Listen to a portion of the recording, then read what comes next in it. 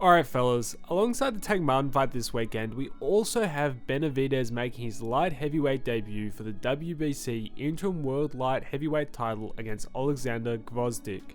This fight against Oleksandr is the first fight of his long-awaited light heavyweight campaign. So today I want to have a look at all you need to know for this weekend's upcoming fight, as well as having a look at the factors which will help him succeed and limit him at the division, while also touching on what may lay beyond this fight as long as he gets past Oleksandr. So let's get right into it. I assume you all know Benavidez, the elite undefeated fighter at super middleweight with the signature victories over fighters such as Ellis, Plant, Durrell and Andrade. Since then he hasn't been able to challenge for Canelo's undisputed title, so Benavidez has decided to move up a division and begin his campaign there. So who exactly is he going up against in a couple days? Well, that man is Oleksandr Gvozdyk. This might be not a name you know off the top of your head, and to be honest I don't overly blame you.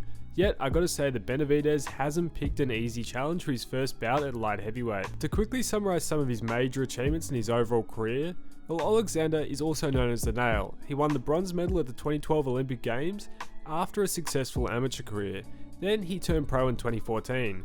He quickly rose through the ranks, and in December 2018 he versed Adonis Stevenson for the WBC light heavyweight title that he won by 11th round KO, claiming that world championship. The victory was pretty significant as Stevenson had held that title since 2013 and was considered one of the best in the division. He defended that title once against Dudu and Gumbu before facing Atur Beterbiev for a highly anticipated unification bout in October of 2019. Looking back at this fight, so many people forget that this fight was considered incredibly 50-50 and there were many people picking Oleksandr to take home the victory. That's how highly thought of a fighter he actually was. He also took Beterbiev into the deepest water anyone has, yet he was defeated by technical knockout within the 10th, but he put up an impressive fight. Following this bout, he announced his retirement, yet in 2023 he decided to make a comeback, beating a few journeyman level fighters and now finding himself in the ring with David Benavidez. Although Oleksandr is now 37, he has come back with something to prove and it will be a significant challenge on the night for Benavidez. Now going back to Benavidez, I want to talk about the pros and cons of this move up to light heavyweight and how it might affect this and his future bouts. Of course, Benavidez is known for his power and aggressive style. His ability to pressure opponents and land heavy punches will be an asset in moving up, and I don't think that power disappears in the heavier divisions. His physical attributes are also a huge upside, with him standing at 6'1" with a reach of 74.5 inches. He has attributes to be at size or still bigger than many at the light heavyweight division. He physically wouldn't be at a disadvantage at all, and it shouldn't be an issue for him at the heavier weight physically. He also has pretty good technical skills. His sharp combinations and good footwork will help him easily adapt to the different challenges posed by the light heavyweight opponents. I don't think Benavidez will truly face too many challenges. He was a big super middleweight, and with him not being able to fight the biggest in the division in Canelo, it only makes sense for him to move up to chase bigger fish. I think the division is pretty similar in terms of quality of opposition. Other than the bigger fights, I don't really see any challenge. Yet, to go back to his fight this weekend, I see it being a pretty clear KO for Benavidez.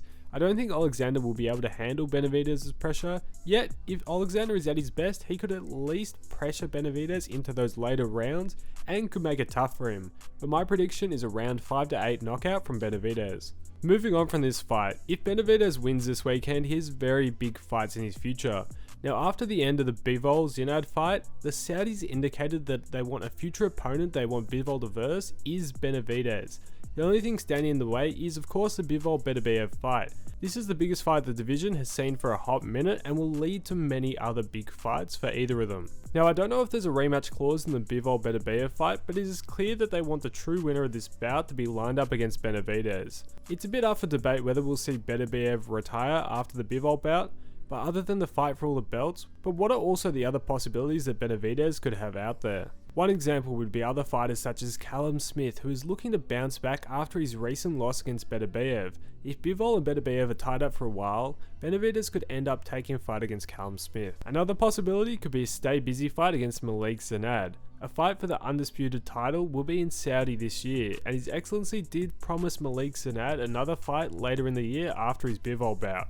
So a co-main on the undisputed fight could be a stay busy fight for Benavidez. A final possibility is that he goes back down to 168. Apparently the WBC will enforce a 10-day deadline after his bout with Oleksandr for Benavidez to decide what division he wants to stay in. with of course the appeal at 168 being Canelo. However, the WBC also won't guarantee that they'll enforce the mandatory. So in short, will Benavidez survive the light heavyweight division? Yeah, I think he'll be alright. I think really that's all you need to know for this weekend. Yet, if you're still unsure about who Tank is versing, go check out my previous video where I broke down all you need to know about the Tank Martin fight. But now, I want to hear what you think about Benavidez moving up to the light heavyweight and what lays in his future. Also, just quickly, if you've never heard of me before, my name is Cloister and I make boxing content to help keep you updated and informed. If you would consider liking and subscribing, that would be massively appreciated. And thanks for watching, and I'll catch you in the next one.